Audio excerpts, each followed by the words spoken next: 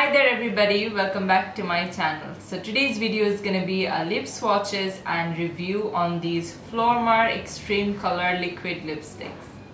So Flormar has two different versions of their liquid lipstick. So this one is the Extreme Color Lip Lacquer and this one is the Extreme Color Lip Matte.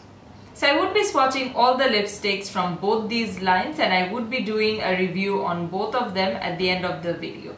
So if you're interested in just the review portion of this video, then I would put the time right here so that you guys can skip ahead. But if you want to see the lip swatches, then please stay tuned.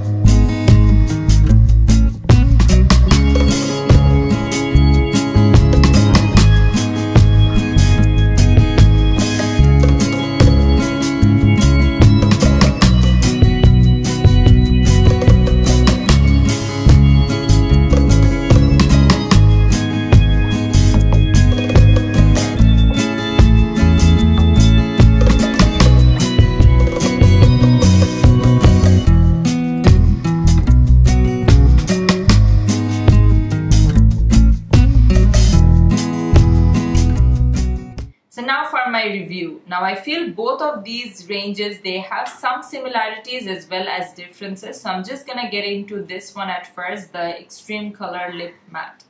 So let's start up with the packaging. Now I've always loved Flormar packaging. I think they put a lot of thought and effort into their packaging. Like this one, if you can see, the print on it is super duper cute. But this one is extra special. This black print that you can see on the packaging is actually a velvety raised embossed sort of a print, which I think looks super duper luxurious and well made.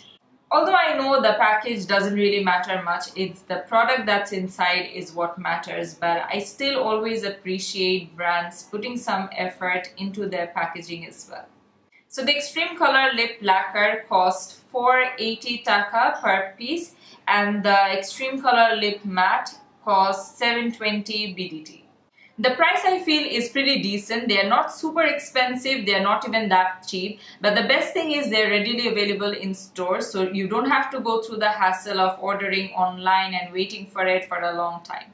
So I'm gonna get into the matte version at first, and one thing that I want to clear up right off the back is although it says that it's matte, don't confuse it to be like the super duper dry matte liquid lipsticks that we all are very familiar with. These are not like that. In fact, it still has a little bit of shine or a little bit of glossiness to it even after like it's on for a few hours, so it never actually dries to a completely matte finish. So if I read right off the back of the packaging, it actually says that it provides demi-matte finish. So they're not claiming that it's gonna give a super matte finish. And it also says that it is enriched with shea butter and olive oil. And it also says that it's better to apply it with the Flormar lip primer, which is this one right here. And it actually gives a more matte finish when you apply the primer underneath compared to what it does on its own. So I do actually have the primer on today, and on top I have the Extreme Color Lip Matte in the shade Zoom on My Lips.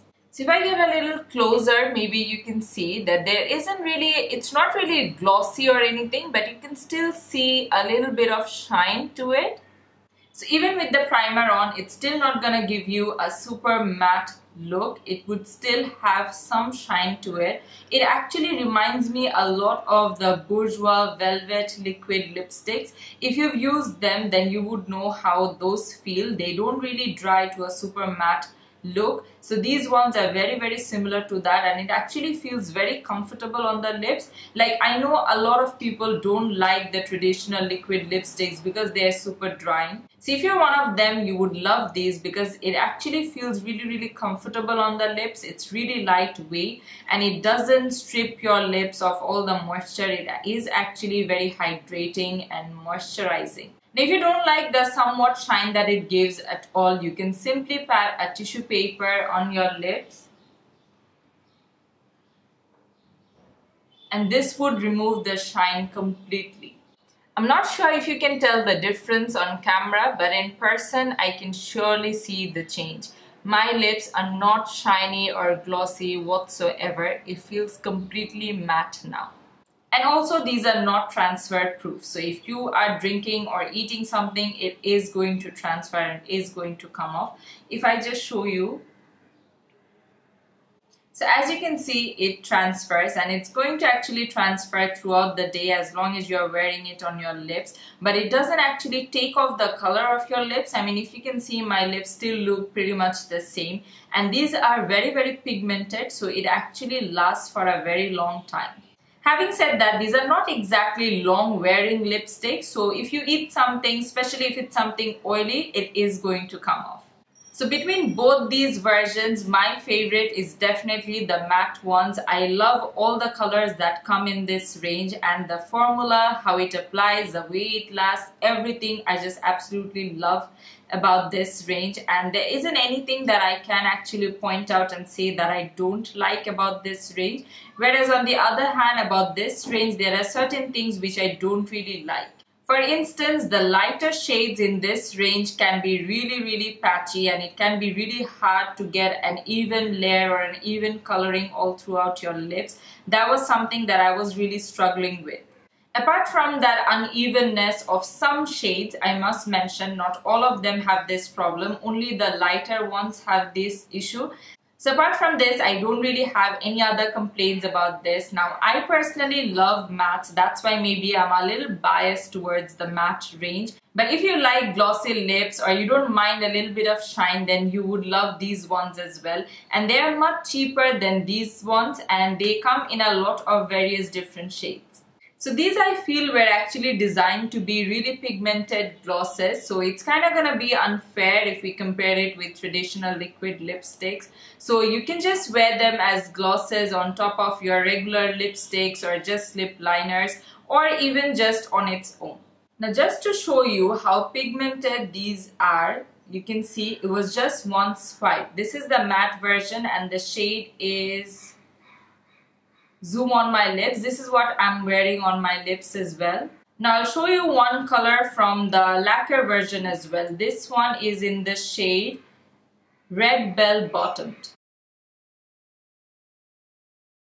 And this also you can see is super duper pigmented. I mean, both the ranges, the pigmentation is just truly awesome.